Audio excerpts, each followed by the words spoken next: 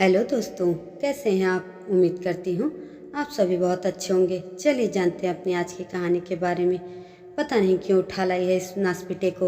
अब तो हमारी सुबह इसकी मनहूस सूरत देख कर ही होती है।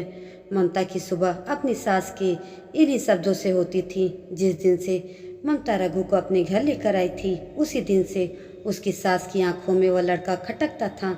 ममता घर संभालने के साथ साथ अपना छोटा सा कैटरिंग का काम भी संभालती थी। उसके घर में पति, सास और बेटी के अलावा एक ऊपर की मदद के लिए नौकरानी भी थी।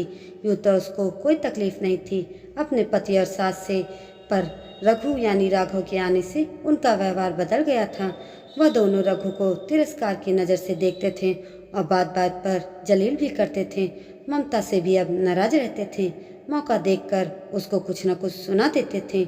उनकी 6 साल की बेटी प्रिया रघु को देखकर बहुत खुश हुई थी और उस 10 साल के बच्चे को पहली बार में ही रघु भैया मान लिया था। रघु उसी दिन से उसको छोटी बहन की तरह प्यार करता और उसका बहुत ध्यान रखता था।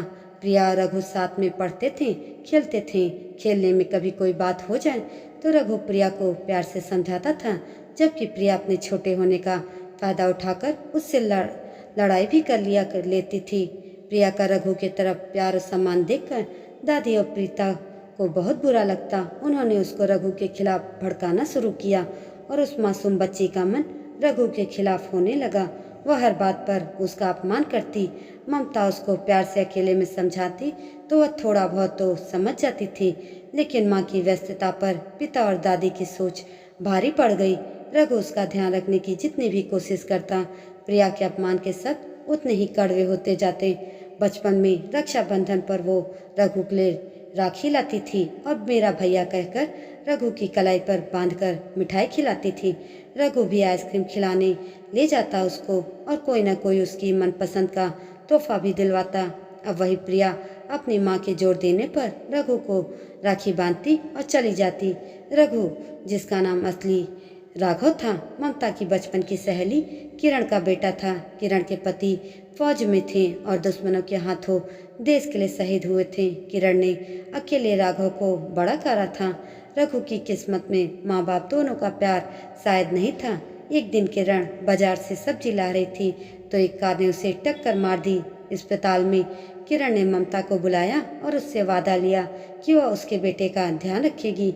ममता के हाथ में अपने 10 साल के राघव को छोड़कर किरण ने अपनी अंतिम सांस ली। जब ममता रघु को घर लेकर आई थी तभी उसकी सास ने कहा था कि मनहूस है यह लड़का, माँ बाप दोनों को खा लिया, अब क्या अपना घर बर्बाद करने के लिए लाई हो। कोई ज़रूरत नहीं इसको यहाँ रखने की, छोड़ाओ इसको किसी अनाथ आश्रम में। ममता के पति भी नाराज हुए थे। उसने उन दोनों से कुछ नहीं कहा और रघु को अपने बेटे की तरह पालने लगी। इन्हीं सब कड़वी बातों के साथ समय तेजी से आगे बढ़ा और अब रघु 23 साल का एयरफोर्स पायलट बन गया था। ममता को वह अपनी माँ नहीं भगवान मानता था, जिसने बहुत मजबूती के साथ उसको पाला था। प्रिया भी एक खूबसूरत 19 साल की लड़की थी। अब दादी और पिता की जरूरत से ज़्यादा लाड प्यार ने उसको जिद्दी और रूखे स्वभाव का बना दिया था। ममता के प्यार, मेहनत और समझदारी की वजह से वह माँ की इज्जत तो करती थी, लेकिन रघु को लेकर उसका वही रवैया था। एक दिन प्रिया ने घर में बताया कि उसको किसी सहेली के घर जाना है और वह रात को वहीं रुकेगी। दादी और पिता को तो कोई मतलब था नहीं। ममता का मन पूरी तरह से मान नहीं रहा था, पर प्रिया ने उसकी बात नहीं मानी और अपनी बात मनवाकर चली गई जबरदस्ती। रघु घर में था और सब सुन रहा था। वह प्रिया के सब दोस्तों को जानता था और वह उन्हें बिल्कुल पसंद नहीं करता था। वह सब बिगड़े हुए बच्चे थे। शाम को प्रिया जब घर से निकली तो रघु ने उसका पीछा किया। उसने प्रिया को एक घर में जाते हुए देखा। वह खिड़की से झांकता है तो देखता है कि गिनती के ही कुछ लड़के और लड़कियां ही थे और कोई नहीं। उसको कुछ ठीक नहीं लग रहा था। वह वहाँ छुपकर बैठ गया। प्रिया दोस्तों के साथ नाच रही थी कि तभी राघु ने देखा कि एक लड़का उसकी ड्रिंक में कोई दवाई मिला रहा है। रघु इन सब का वीडियो बना रहा था। उसने देखा कि प्रिया को थोड़ी देर बाद चक्कर आने लगा।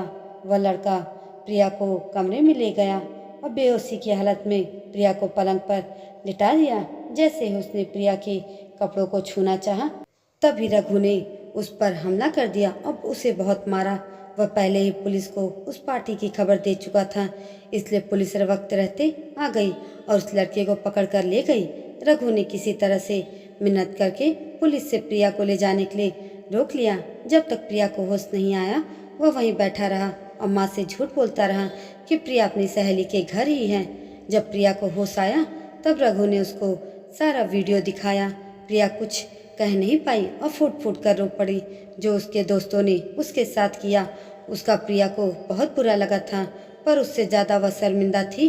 बचपन से अब तक जिस रघु का उसने दादी और पिता के कहने पर हर घड़ी अपमान किया था, उसी रघु ने आज सही मायने में भाई का फर्ज निभाया था। रघु ने उसको समझाया कि आज जो कुछ भी हुआ वह उसे भूल जाए और घर में किसी को भी कुछ कहने की जरूरत नहीं है। आज से अच्छे दोस्त बनाओ और अच्छी जिंदगी जियो। ममता ने घंटी बजने पर दरवाजा खोला तो प्रिया रघु के साथ थी। उसको थोड़ा ताज्जुब हुआ पर खुशी भी बहुत थी कि शायद प्रिया का मन बदल गया है और अब दोनों भाई बहन के बीच में प्यार है। कुछ दिन बाद राखी का दिन आया तो प्रिया पहले की तरह बाजार से अपनी पसंद की राखी लाई और रघु की कलाई पर बांधकर मेरा भाई कहकर उसको गले से लगा लिया। दादी और पिता भी अब चुप हो गए थे। प्रिया के अपमान का बदला रघु ने ममता के वात्सल्य के धागे से आज मजबूत रिश्ता बनाकर पूरा कर दिया। दोस्तों, यह कहानी आपको कैसी लगी कमेंट करके ज़रूर बताइएगा और ऐसी कहानियों के लिए मेरे चैनल को भी सब्सक्राइब जरूर करिएगा। धन्यवाद।